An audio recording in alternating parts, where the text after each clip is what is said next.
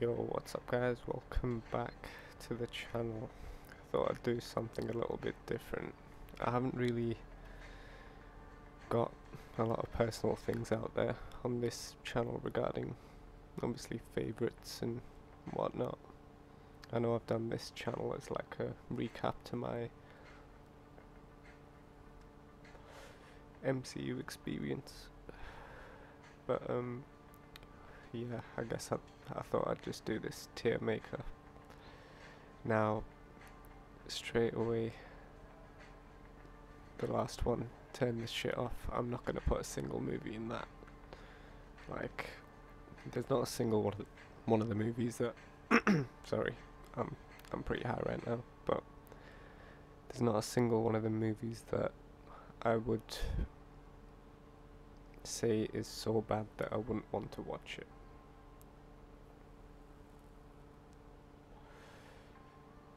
So I guess we've got 4 other categories, and I'm gonna just see how I do that.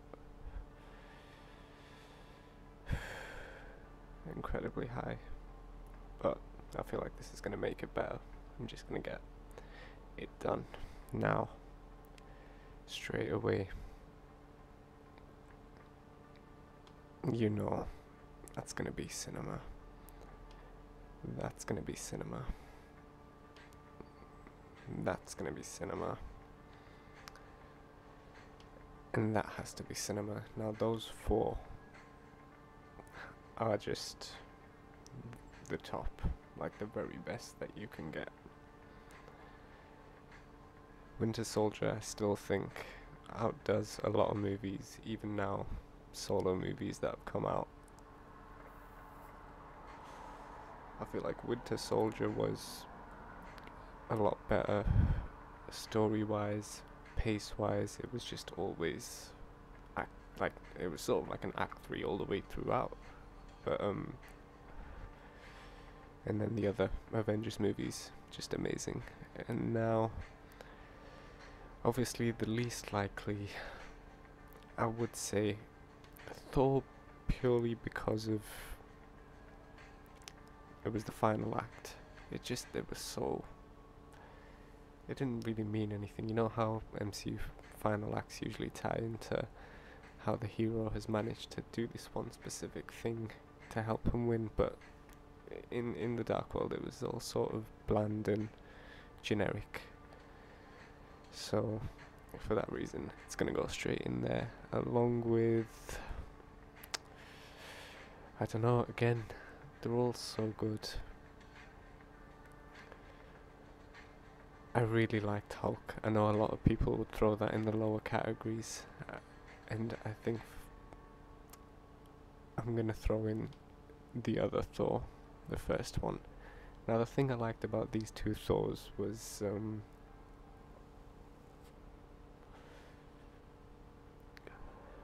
the fact that they showed a lot of the Asgardian mythos from the back, you know, like sort of the old legendary tales and stuff, which was really, really good. I enjoyed that, especially the start of the first Thor and the start of the second one. Actually, they showed I think it was Thor's grandfather securing the ether from the Dark Elves. But yeah, that was one really redeeming aspect of these 2 movies. But again, they will be background entertainment, along with the first Ant-Man. Now again, I'm not putting this here because I rank this low, but because again, compared to the rest, this would be background entertainment. It would. God, this is a lot harder than I thought it would be. But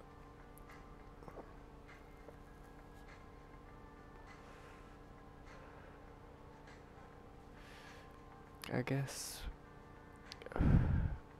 having watched WandaVision, in terms of how I found it, I think how different it was compared to everything else. I really loved that aspect of it. It was week in, week out. I know the episodes were really short and that was annoying, but the rest of it, I know how it subverted a lot of people's expectations, and people really did just set themselves up for disappointment. I don't blame people for that. So, what else? God, this is so hard. We're gonna have.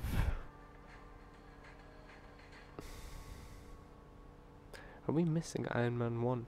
Oh no, here it is. We're gonna have that in just comfort vibes. I really should have changed the labels on these, can I? Oh, I can. We'll just put them in top tier. Yep, that will do.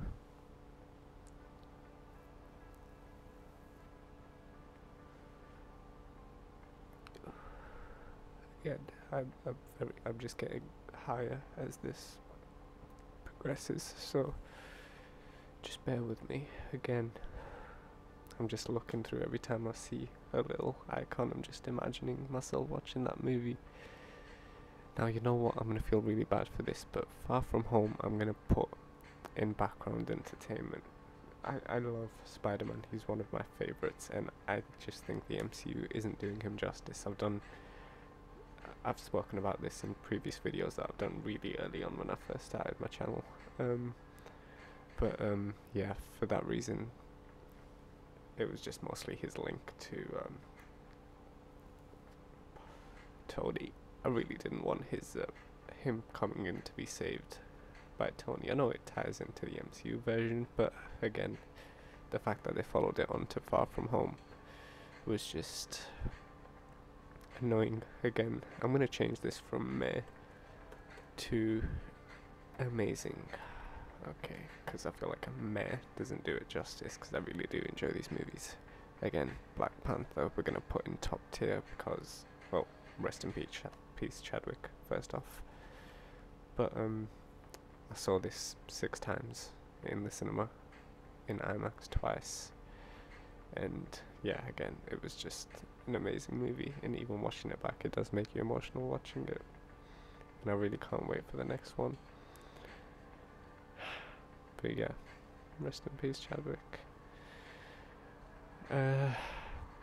Guardians of the Galaxy, first one. I think this one has to be cinema. This movie, I have to admit, I did not see in the cinemas, because I purely thought at the time I wasn't that much of a hardcore fan. Like back in 2013-14 when this came out, I wasn't. I really thought this was more of a spin-off type of thing.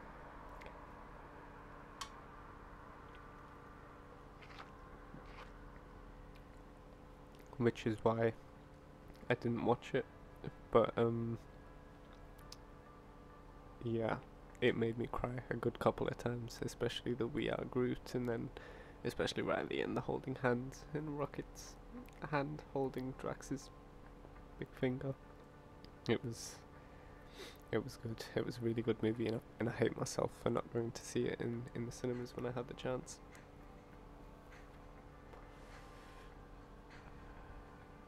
And I guess to follow up, I would put Volume 2 in top tier again. I went to go to see this in cinema. Amazing movie. Ego, loved him. Loved the individual little journeys the characters had, especially Drax, with a bit more on his background and his wife. I feel like the humour was a teeny bit overdone in that movie. I know that was a big criticism that people had for it.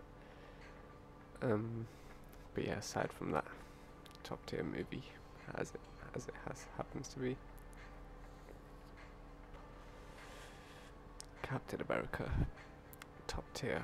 Now, this, I would have it in cinema, but I feel like I don't want to put too many movies in cinema. I feel like I really should have fixed these categories, maybe added a couple more.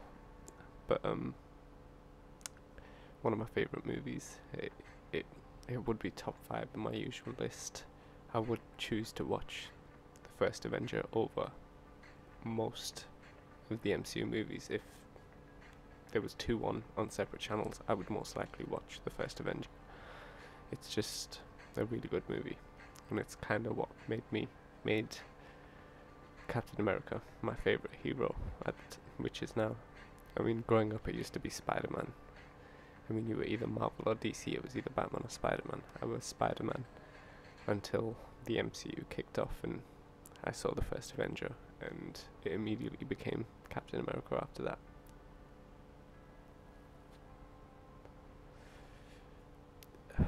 The grenade scene, him jumping on it, the fact that it got referenced in Falcon and the Winter Soldier again was perfect. Which, again, I'm gonna have to put it in cinema because it was. It. I like how people learnt their lesson from WandaVision and didn't assume stuff going into Falcon and the Winter Soldier. I know a lot of people speculated that the power broker was going to be so and so.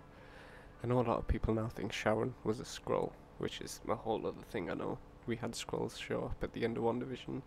We are kind of heading towards a secret invasion kind of thing. Not kind of, we are. We guess it's announced with obviously Emilia Clarke and a lot of other big names, but Emilia Clarke I'm mostly looking forward to. But yeah, Falcon and the Winter Soldier, it just has to be in there. Perfect. Sam, my new Captain America, my new favourite hero. Steve Rogers is to the side now. Now we're repping Sam. God damn, I'm gonna have to use.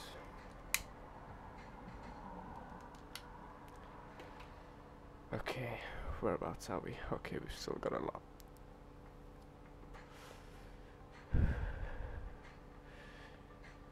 Age of Ultron. Now this was a movie that aged really well, and I'm gonna remove this emoji and that one, and I'm gonna put it in amazing. And I think WandaVision really did make this movie age really, really well.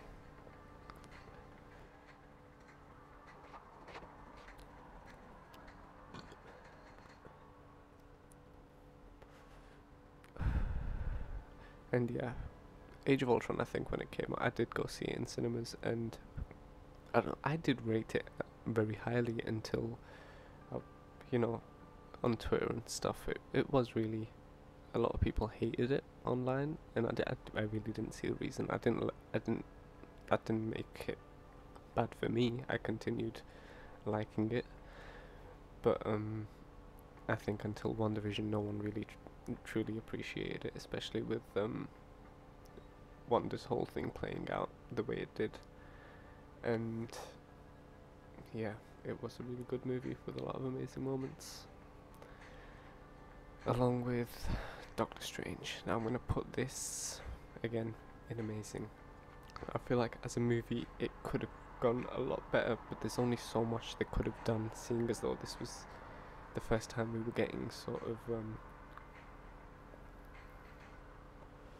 a wizardry side of the MCU. I know with WandaVision we got a whole load of other shit now, but with this it was the starter.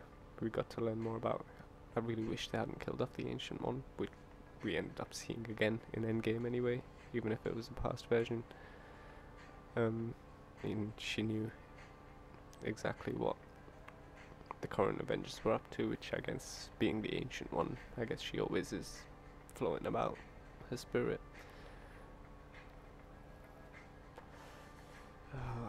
This is getting harder and harder the less movies there are. Hulk, I'll put that in amazing as well. I really, really loved this because I loved this version of the Hulk.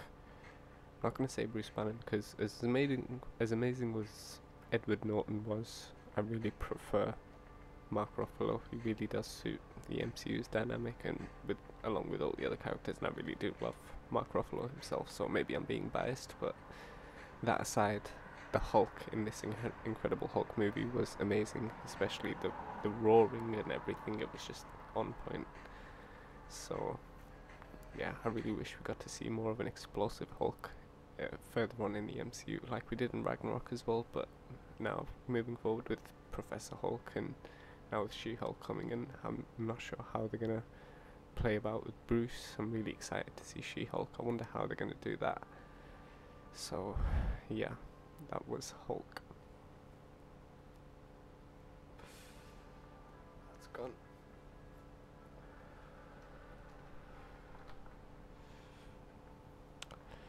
Now we move on to Iron Man 2. I guess I would have as, again, I wouldn't class this as background. I would still watch it. It has a lot of great moments, including Black Widow for the first time doing her thing. Sorry, I'm just doing the mini high burps. I really shouldn't be doing this high. I don't know, miles per no. I'm okay. But yeah, Ivan Vanko, I think was the villain. He was a good villain, good plan.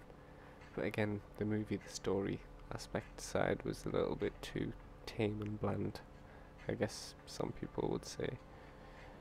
And you could pair that with the other movies in that lineup, really. Again, really good movies, really good moments, but the pacing of them and the actual storyline just brings them down a peg, but again, would still watch them. Civil War. That would go there, because it is a top tier movie. It gave us Black Panther for the first time, an amazing version of Black Panther.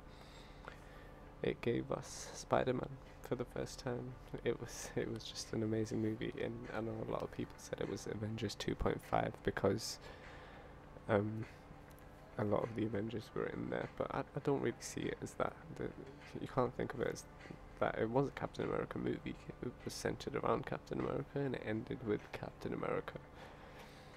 It was a difficult movie, and it did establish Zemo and give him the basis to be what he was in Falcon and the Winter Soldier. He was an amazing part of that. Every line he had, he was perfect. And now, Ragnarok, again, I would put in top tier. It's Taika Waititi taking his own separate direction.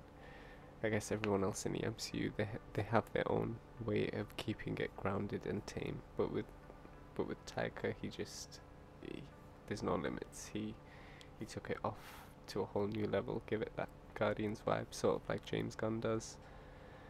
Got established characters that we had, gave them a whole new element in amazing moments that I could just sit and talk about. But again, I'm going to stick to the list because I'm very high right now and I need to get through these last 4 movies. It's going to be very difficult. Captain Marvel, I'm going to put in amazing. I really wanted this movie to be a lot better. I loved it. I rated, oh shit, I think I rated it around a 7.5, possibly an 8, because I love Captain Marvel, like the character. I really love Carol Danvers. I really love characters that have like limitless power, as well as characters like my favorite Captain America, who in comparison to other heroes doesn't really have much. But again, I think it's me being a lover of captains that compels me to her. But yeah, the movie was really good. I went to go see it. I think this one I saw 3 times, possibly 4, I'm not sure. And yeah, I think there was plans to bring her in Age of Ultron really early on, and that was almost about to happen, but they didn't go through with it, which I don't know. I don't know if I'm sad about that, but I really wish they had brought her in early on, so in Endgame she was more of an established character and stuff. But again, we've got her now, and now with the Marvels coming up, with her to be with Kamala and Monica, it's just going to be a whole new chapter. So I've got 2 other heroines, I guess. I was going to say heroes, but it's heroines. Could be heroes, I guess. Same thing really, isn't it? And now Iron Man 3. See, if there was a tier between background and amazing, I would put it in this. But again, I'm going to put it in with here. Now, I really love this and I want to put it in amazing, but I also want to keep things balanced. But Actually, no, do you know what? I really loved Iron Man 3. I can watch it over and over again. I know people hated the Mandarin thing, but I think it was really good. I know, again, this is another thing that I spoke about in an earlier video. But I really loved it as a movie. It really explored Tony as a character, and it gave us a whole new perspective to him, how he handles him being himself, how his greatest enemy sort of could be is just him to himself. He's a danger to himself. But yeah, I know I couldn't have it I couldn't compare it to these movies. Not to say these movies are bad. Again, I know I keep saying this, like there's not a single bad movie. I had to make that point. There's no movie I would put in the bottom barrel tier. Ant-Man and the Wasp, I would put in this one again. I think, these are amazing movies, and I hate to put them below others, but the fact that in quality, I think what these two movies did for the characters they have is really amazing. You have to think Ant-Man made roughly the same amount as Man of Steel at the box office. Now that's just amazing, and Ant-Man and the Wasp made more than Man of Steel did. I'm sure I'm getting this right. I hope I am. But for the characters they had and the movies there were, I really loved Luis. I loved all the side characters. I loved, in the first one, I liked the stepdad, and the Cassie as well. I know they changed the Cassie actor. I don't know why they did that, but yeah. Sneeze. Okay. But yeah, they changed the actor for Cassie. I don't know why they did that. I guess we'll just see. And now, last but not least, Spider-Man Far From Home. I will put in... I'm going to put in amazing. I'm not going to put in top tier. Again, this is going to be because of my beef with MCU Spider-Man. Hate me for it, I don't care. I don't even think that I've got enough of a following of people who give a shit, but that's just me getting my opinion out there. But again, I just wish Spider-Man in the MCU was a lot more, and I really hope Spider-Man 3, with everything that I've made for the third time I'm saying this, I've made other videos on Spider-Man 3, but for all they're throwing into it, I really hope it pays off and it gives us what we're looking for in a Spider-Man movie. So that's it, guys. That's my MCU tier list. I'm sorry. And with that, I bid you farewell. Goodbye.